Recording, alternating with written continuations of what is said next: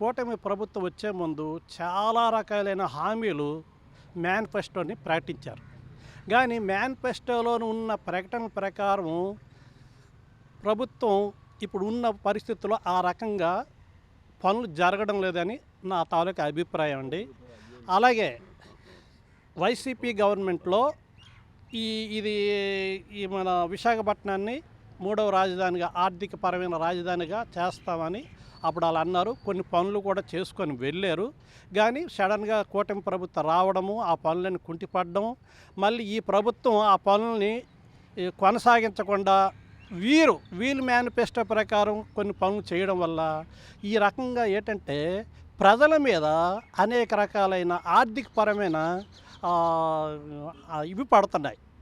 అంటే ఆర్థికపరమైన ఇబ్బందులు ప్రజలు కలుగుతుంది. కానీ వీళ్ళు కూడా కూటమి ప్రభుత్వం కూడా సరిగా చేయడం లేదనే నా అభిప్రాయం.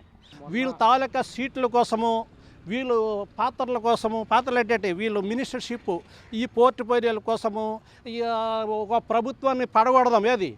ఇప్పుడున్న అది మేయర్ పోస్టులను వీటి మీదే ఈ 5 సంవత్సరాల దృష్టి ఉంటుందండి.